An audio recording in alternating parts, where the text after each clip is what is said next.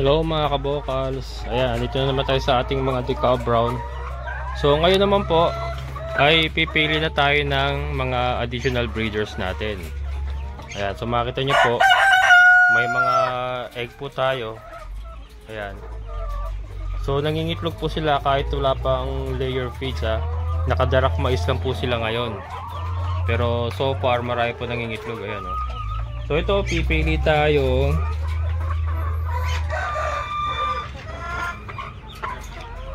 Yun, ayan mga kabukas, so umupo. Yan, so ito, pupulot na natin yan. Ayan, so mga kabukas, so yan yung hinahanap natin. Yung mga umupong ganyan, and then nag-egg. Kasi ito may egg, may egg sila. Ayan. Tingnan natin yung isang kasama niya. Pero ito, pakita ko lang mga kabukas yung karakteristik niya. Mapulang mapula yung muka. Ayan, mapulang mapula yung muka. And then make sure walang sipon. Yan, walang sipon, walang ang mata ay hindi nagluluha. Yan. So good condition. Yung kanyang puwet ay malinis. Yan, malinis mga kabukas kasi may inahin, may mga inahin na madumi yung puwet, yung may puti-puti. Ano 'yon? May problema 'yon.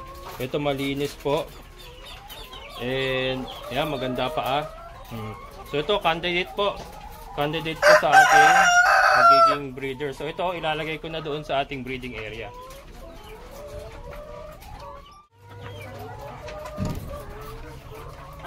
Ayan. Tignan natin kasama niya kung umupo rin. Hindi masyado mga kabuhan. Wala, hindi masyado. So pili tayo ng iba. Sino pa ba yung may egg? Ito.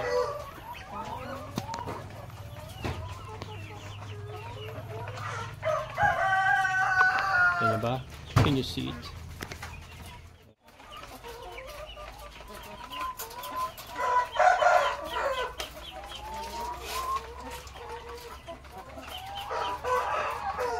Yun. Ito mga kabokal.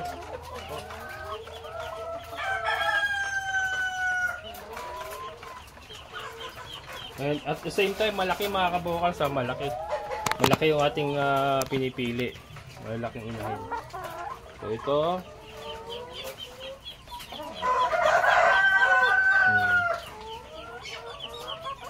clear yung kanyang mukha, wala naman siyang sipon.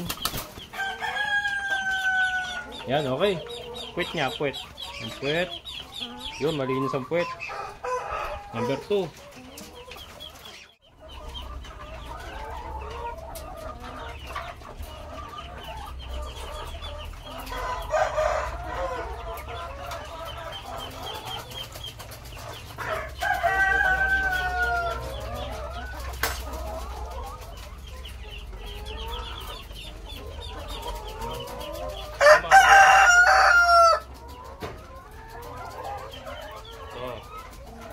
Pulang-pula yung mukha, oh, grabe. Pulang-pula yung mukha. Ayan. Pangatlo. Ayan, pakita ko lang muna sa inyo mga kabokals. Kaya lang bukas natin tutuloy kasi ayan, nagbabadya na namang bumagsak ang malakas na ulan. Napakadilim. Ayan, so ito sila mga kabokals. Diyan ang magiging pwesto nila. So yung rooster bukas na natin nilalagay. At puputulan ko pa ng tahid. Pero ayan, yung po yung ating napili. Ayan, nag-aaway pa. 2, 4, 6, 6. Yan po yung ating napili. Then ito. Ayan yung kanyang paitlugan. Yung dalawang kabirhen, nilagay ko muna doon sa battery cage. Nilipat ko muna sa battery cage. Kasi hindi pa naman sila gagamitin. And then ito yung mga nauna nating breeders. 6 din yan. Then ito yung 3-way cross natin. Ayan. So pakita ko kung nasaan yung kabir. So, nagpalit ko kasi ano muna tayo, post muna tayo sa ibang breeding.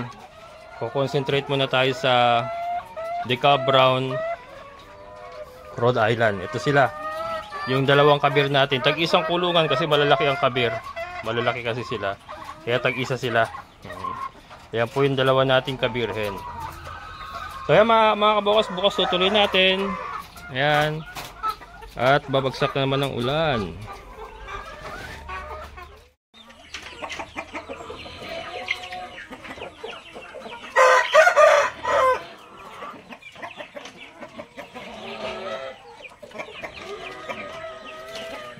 Ayun na mga kabokals. So sinama na natin yung ating mga rooster. Naliligaw na kaagad. Ayan, ito yung isa. Ito yung mga pinili natin kahapon. Kahapon po yung mga kabokals, hindi ko na lang naituloy kasi nga pabagsak na yung ulan. Pero ito yan. Ito po yung 6 na pinili natin doon sa, or yung galing sa battery cage. Yan po sila. Then ayan yung ating isang rooster. Yung nakalagay doon sa cage nung pambiik natin na cage. Yan siya yun. Mga Rhode Island po yan. So ito mga kabokals, malapit na. Pag ito nag-egg na, tatansyahin natin kung malakas na yung kanilang pag-egg. I-announce ko na kung tatanggap na ako ng pre-order para sa fertile eggs natin. Pero sa ngayon mga kabokals, wala pa muna. Yeah, wala pa muna. Sabi nga ng mga Inglesero, hold your horses. Hold your horses mga kabokals. Yan. Hintayin nyo lang po kasi maganda kasi yan, synchronize silang dalawa para mabilis tayo makabuo ng isang tray. Ayan.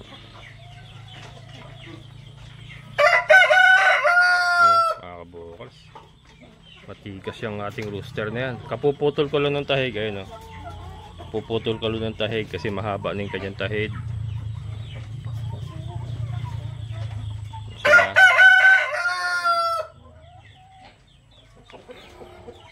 Yun, ayan.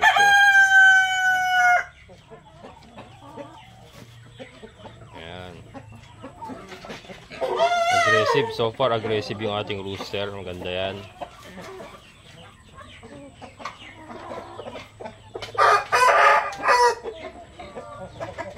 So baka bigyan natin, mas bigyan ko ng pansin or mas mag-concentrate tayo sa breeding, sabi nga, breeding side of things. Yan.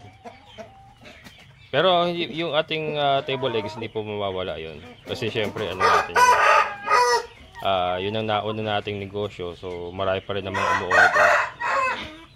Pero mas or siguro magsasabay tayo ng concentration. Hindi naman natin pwedeng tanggalin totally yung ating fertile eggs. Kasi magiging ano rin yan model. Syempre nagbebenta tayo ng fertile eggs sa sisiw, dapat may model tayo kung paano ba gumagana ang isang sistema ng layer chicken, para makikita din ng mga bago sa channel natin o yung mga bago pa lang papasok sa ganitong industriya. Meron tayong sistemang may papakita din.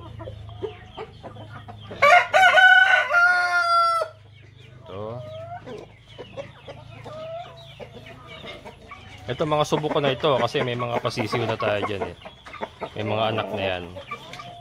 Kumbaga pinagpahinga ko lang sila, ngayon resume na sila ulit. Pagkatapos natin purgahin, saka antibacterial, pati yung rooster pinagpahinga natin. Ngayon balik sila.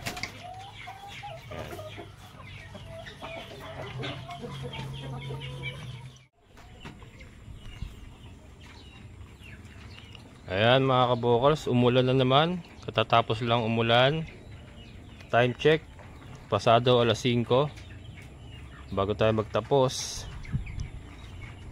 ikutin muna natin. Hindi ko malaman kung grafted itong nabili ko, pero ito not sure. Pero yeah, isa lang naman yan. So pagka nakalawang-luwang, bili pa tayo ng isa na yung talagang bibili tayo sa quality talaga na bilihan. Ayan, so yan nga, hindi pa natin nalinisan yung looban kasi mano-mano ang gagawin natin dyan para namamatay yung papaya ko. Namali ata ako ng area ng pagtatanim kasi ayaw niya ng matubig mga kabokals sa papaya. Pero ito okay naman. Itong isa okay naman. Laki na nga oh. Ayan. Ayusin ko pa itong mga wire na ito. Ito kila Butcher ito eh. Kila Lyra yung bahay dyan sa baba. Hindi naman nakasaksak yan. Ginagamit lang yan pag nandyan sila. Pagka nagpapagawa. Pero ngayon wala sila dyan. So hindi nakaano yan. Pero ano itataas ko siguro. And then ito yung ating kuryente naman para sa baboyan din. Itataas ko din ito. Tataas natin. And ito nalinis ko na mga vocals. Nalinis ko na ito. Mamanu-manuhin ko na lang. Yan na tira ko ng grass cutter. Ayan. And then ito sa ano mamanu-manuhin ko. Ito yung ating lansones. Yan nalinisan natin. Nalinisan natin ating lansones. Doon ito na grass cutter ko na rin. Yan na grass cutter natin.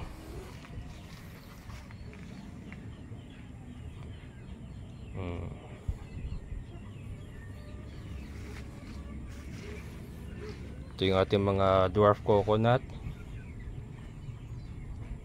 Yan.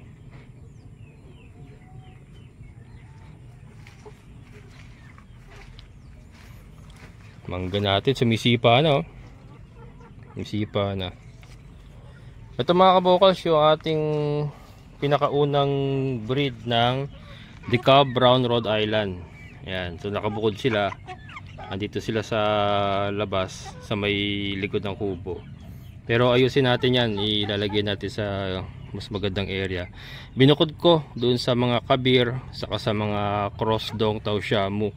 Kasi masyadong agresibo, matatapang mga kabokals, binubugbog sila. Kaya pinagsama-sama ko yung mga DeKalb Brown Cross Rhode Island natin. Yan po ang resulta. Mga dumalaga na yan, mga babae po yan eh. Mga babae po yan. Mga dumalaga. Makikita natin pagka nag-egg sila kung ano ang quality ng egg nila, kung brown saka kung malakas sila mag-egg. Ating mga dwarf coconut. Ito isang papaya natin. Ayan. Laki na rin. And then ito yung aviart na langka. Yung mga panibagong ano. Yung mga napaglilinisan ko na, pero ang dami pang lilinisan.